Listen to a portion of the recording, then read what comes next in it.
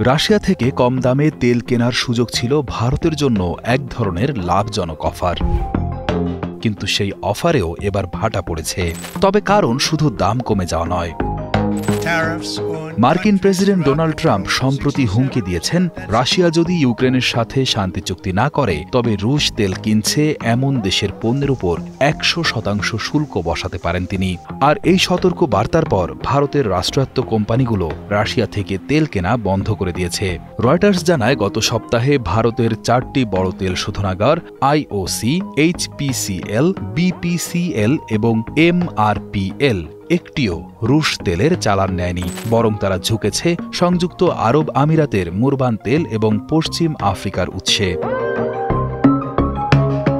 এছাড়া ভারতের বেসরকারি খাতের শক্তিশালী দুই প্রতিষ্ঠান রিলায়েন্স ইন্ডাস্ট্রিজ এবং নয়রা এনার্জি আগেই করা বার্ষিক চুক্তি অনুযায়ী এখনও রুশ তেল আমদানি করছে। বিশ্বের তৃতীয় বৃহত্তম তেল আমদানিকারক দেশ ভারত।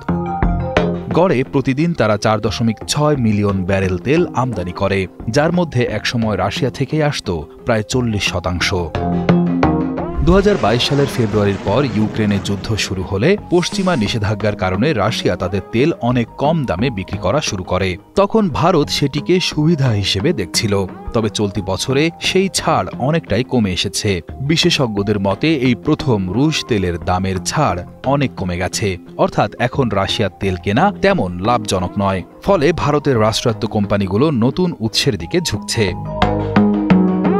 এদিকে ট্রাম্পের হুমকি ভারতের জন্য শুধু কূটনৈতিক নয়, বাণিজ্যিক চাপও সৃষ্টি করেছে। কারণ 2024 সালে যুক্তরাষ্ট্রের সঙ্গে ভারতের দ্বিপাক্ষিক বাণিজ্যের পরিমাণ ছিল $190 বিলিয়ন, যার তুলনায় রাশিয়ার সঙ্গে ভারতের বাণিজ্য অনেক ছোট।